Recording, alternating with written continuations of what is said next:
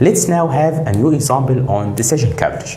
In our example, start do until B equals C. Do until means if not. So as long as B is not equal to C, he will execute this code. If today equals Monday, set A equals 2, else if today equals Wednesday, A is equal to 3, B equals to C, then if B is smaller than C, B equals B plus 1, and end if. Here we will need to draw our flowchart in order to understand this example in a better way. So here, do until B equals to C. So if we say B equals to C, okay, we have yes and no. I will draw the yes in the right hand and no in this section, okay. If B equals to C, he will not execute my code, okay, he will go to end directly. So here, this will end my code. Okay, if B is not equal to C, he will execute my code. So here, B is not equal to C. If today equals Monday, so here we can say today equals Monday. If yes, set A equals 2. A equals 2, yes. If today is not equals to Monday, he will ask me if today equals to Wednesday. So here, no, I will say today equals Wednesday. And we have yes and no.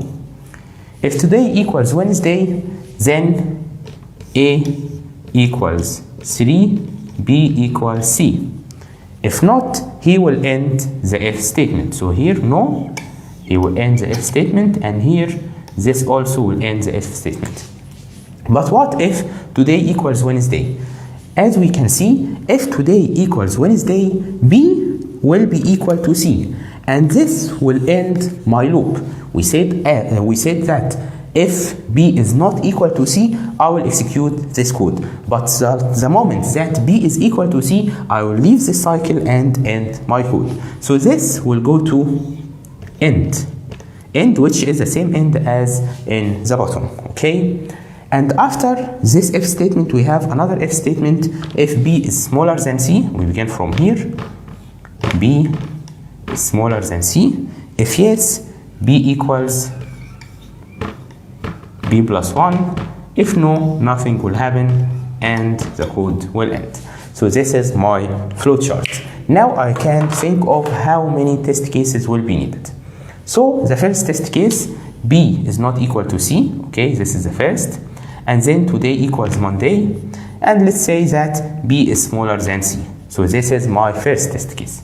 The second test case, we will go through the same here. B is not equal to C. Then let's say that today equals Wednesday. And this will end our code. Then we will need another test case in which the day is not Monday and it is not Wednesday, any other day of the week. So here I will go through this path and go here, okay? And in this third test case, I will make B not smaller than C and not equal also, because if it is equal to C, the code will terminate. So it should be greater than C. Are these all the test cases? No, we have another test case in which the code will not be executed, in which B equals to C. So let's think of the inputs for these four test cases. So I can draw here. We have today A, B, C. Okay.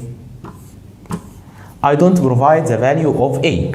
Okay, I provide the value of B, C, and today. So we can say here B and C. This one is not important. So we need four test cases. What are the inputs that we can think of in order to achieve these four test cases with 100% decision coverage? So the first test case, like we said, B is not equal to C, okay? And it is smaller than C. So for example, B is 5 and C is 7. And today equals Monday. So this is test case number 1. Then the second test case, like we said, B is not equal to C. And today equals Wednesday. Okay, but B is smaller or greater than C. We can say also 5 and 7. Okay, let me remove this. This is Monday.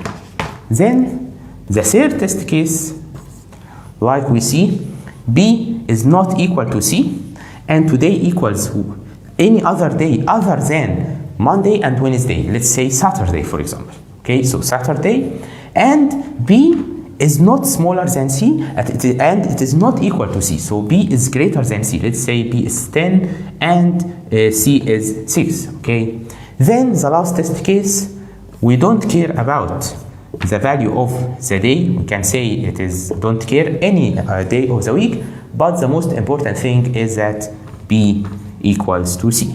So here, these are my 4 test cases with all the necessary inputs to provide 100% decision coverage on this code.